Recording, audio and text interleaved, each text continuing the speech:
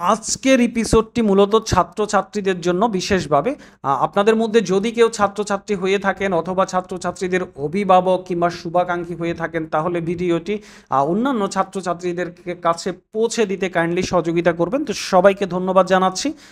তো চলুন স্টার্ট করা যাক।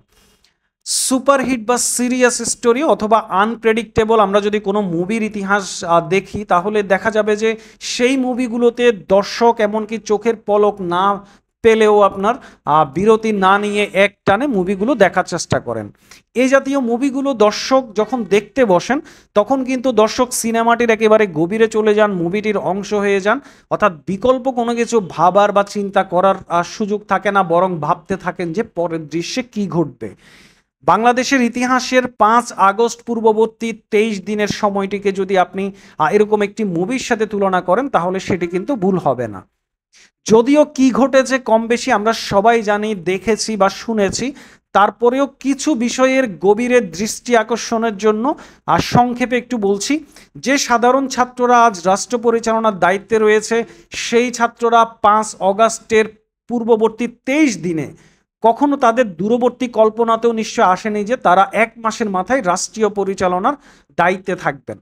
মূলত উত্তেজনার শুরু কিন্তু এখান থেকে, অর্থাৎ ছাত্রছাত্রী বা ছাত্র জনতার আন্দোলনের কেউ যেমন ঘুণাক্ষরেও ভাবেনি যে সরকার পরিবর্তন হলে ছাত্ররা রাষ্ট্রীয় ক্ষমতা পরিচালনার দায়িত্বে আসবে, ঠিক তেমনি রাষ্ট্রীয় ক্ষমতার পক্ষ বিপক্ষের যেসব প্রতিযোগী রাজনৈতিক দল এমনকি আমাদের দেশের কাছের যেসব প্রতিবেশী দেশগুলো রয়েছে তারাও কিন্তু কোনোভাবেই আন্দাজ করারও সুযোগ ছিল না যে রাষ্ট্রীয় ক্ষমতায় বা পরিচালনার দায়িত্বে ছাত্রছাত্রীরা আসবেন। মূলত এই যে বলা যেতে পারে যে উত্তেজনাপূর্ণ বারুদে ঠাসা 23 দিনের ঘটনা বলিতে সবাই এত ব্যস্ত মনোযোগী ছিল যে অন্য কোনো কিছু ভাবনার সময় বা মনোযোগ অন্যদিকে সরিয়ে নেওয়ার কোনো সুযোগ ছিল না। ঘটনার শুরু কিন্তু অন্য 8-10টি আন্দোলন বা কর্মসূচির মতো কোটা সংস্কার কর্মসূচি দিয়ে। অহিংস নিয়মতান্ত্রিকভাবে প্রতিদিন একটি নির্দিষ্ট সময়ে ছাত্রছাত্রীগণ কর্মসূচি দিয়ে আবার ক্যাম্পাসে ফেরত যাচ্ছিলেন। আর স্বাভাবিকভাবেই ছাত্রছাত্রীদের সেই কর্মসূচির দিকে জনসাধারণের খুব একটা নজর ছিল না, কিন্তু অল্প সময়ের মাথায় পুরো জাতির নজর নিয়ে আসার কাজটি করলেন বিখ্যাত ছাত্রলীগ সংগঠন। যখন প্রকাশ্যে দিনের আলোতে সাধারণ ছাত্রছাত্রীদের উপর আক্রমণ হলো, ঘটনার ঠিক এই অংশে এসে ছাত্রছাত্রীদের প্রতি মানুষের সহানুভূতি বা সমর্থনের প্রথম ধাক্কাটি লাগে। এই ধাক্কা স্বাভাবিক হওয়ার পূর্বেই বাংলাদেশের আপামর জনসাধারণ তো বটেই, এমনকি পৃথিবীর বিভিন্ন দেশে কর্মরত প্রবাসী বাংলাদেশিদের মধ্যেও রীতিমতো ভূমিকম্পের মতো প্রবল কাঁপন তৈরি করেছিল রংপুর বেগম রোকেয়া বিশ্ববিদ্যালয়ের ছাত্র আবু সাঈদেরকে হত্যার যে রোমহর্ষক ভিডিও, সেই দৃশ্যটি।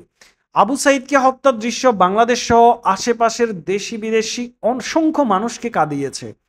এটি এমন এক প্রলয়ঙ্কারী দৃশ্য ছিল যা বাংলাদেশ সহ পৃথিবীর বিভিন্ন দেশে অবস্থানকারী প্রবাসী বাংলাদেশিদেরও ধৈর্যের পারদ বলা যেতে পারে থরথর করে কাঁপছিল গাড়ির স্পিডোমিটারের কাঁটার মতো। এরপরও যখন বাংলাদেশের মানুষ দেখলো শাসক দলের মধ্যে ন্যূনতম অনুতাপ কিংবা অপরাধবোধের চিহ্ন দেখা গেল না, বরং সেই স্থানে ক্ষমতার দম্ভ এবং হুমকি আসছিল, মানুষের মনের অবস্থা তখন বারুদে ঠাসা বিস্ফোরকের মতো। ফাইনালি শাসক দল যখন আবারও পুরনো কায়দায় গণগ্রেপ্তার এবং নির্বিচারে মানুষ হত্যায় মেতে উঠেছিল, বরং তাদের কাছে মানুষের জীবনের চাইতে যখন সম্পদকে গুরুত্ব দিতে দেখা গেল, মানুষ তখন আর আসলে অপেক্ষা করতে রাজি ছিল না।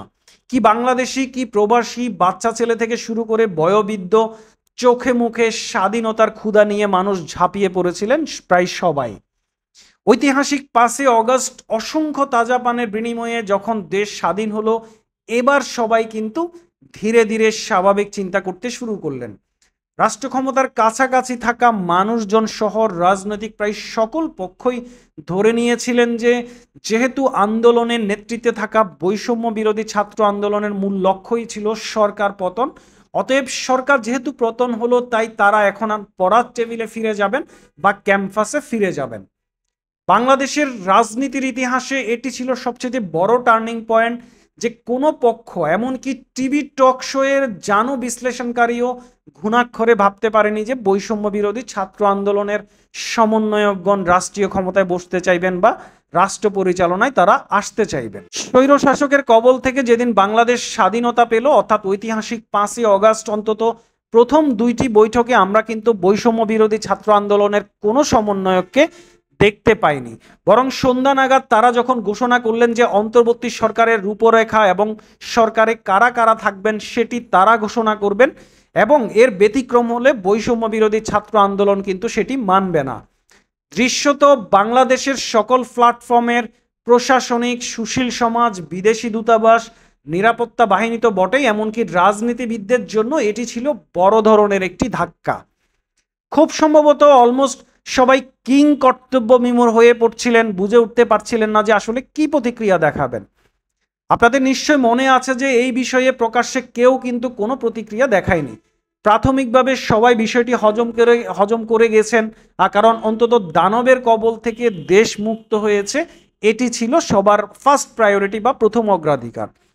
আমরা দেখেছি কিছু কিছু ইসলামিক দল ও পরিচিত রাজনৈতিক ব্যক্তিত্ব সামাজিক যোগাযোগ মাধ্যমে কিছু দাবি উত্থাপন করেছেন, তবে সেটি অতটা কিন্তু জোরালো ছিল না। তবে অস্বস্তি বোধ করছেন এটি বোঝা যাচ্ছিল। সেটির জোরালো বহিঃপ্রকাশ আমরা দেখেছি ঢাকার জনসমাবেশ থেকে বলা হলো যত দ্রুত সম্ভব নির্বাচনের মাধ্যমে জনপ্রতিনিধিদের কাছে ক্ষমতা হস্তান্তরের বক্তব্য। ছাত্রছাত্রীদের উদ্দেশ্যে বলছি, সদ্য সমাপ্ত বৈষম্য বিরোধী ছাত্র আন্দোলনে আপনারা ব্যাপক জনসমর্থন পাওয়ার সবচেয়ে বড় কারণ যেটি ছিল, বাংলাদেশের প্রায় সকল সাধারণ মানুষ সহ এক বাক্যে সকল রাজনৈতিক দল, সুশীল সমাজের পরিচ্ছন্ন মানুষগুলো আওয়ামী লীগ সরকারের পতন চাচ্ছিল দীর্ঘদিন থেকে। বঞ্চনা এবং অত্যাচারের ক্ষোভ মানুষের মধ্যে ফুঁসে উঠছিল বছরের পর বছর ধরে।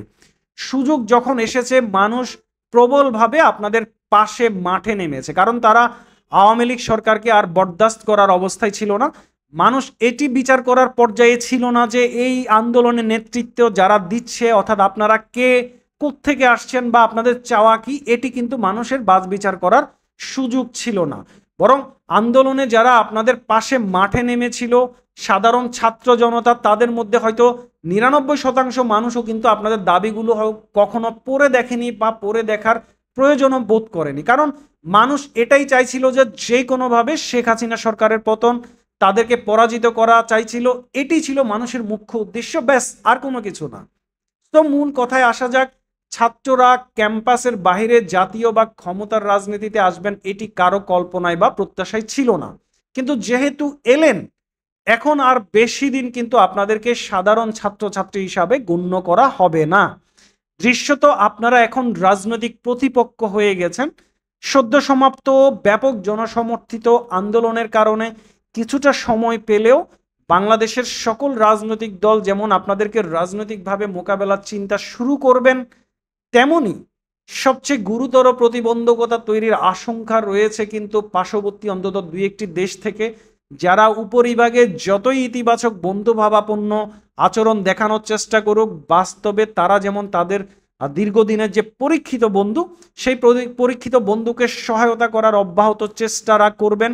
অন্যদিকে তাদের যে অনাগত পরিকল্পনা, মানে এই যে 5 অগাস্ট পূর্ববর্তী 23 দিন পূর্বের যেসব প্ল্যান যাদের যা ছিল, সেই প্ল্যান ভেস্তে যাওয়ার কারণে তারা কিন্তু শোধবোধ করার একটা চেষ্টা ভিন্নভাবে করতে পারে।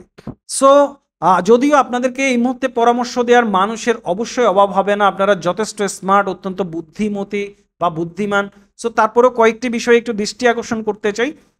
বিমান টেক অফ করার পূর্বে এটির গন্তব্য মানে ল্যান্ডিং এয়ারপোর্ট এবং সম্ভাব্য সময় কিন্তু নির্ধারিত থাকে, বাট আপনারা কিন্তু এমন এক বিমানে এই মুহূর্তে সফর করছেন যেটির ল্যান্ডিং সময় কিন্তু নির্ধারিত নয়।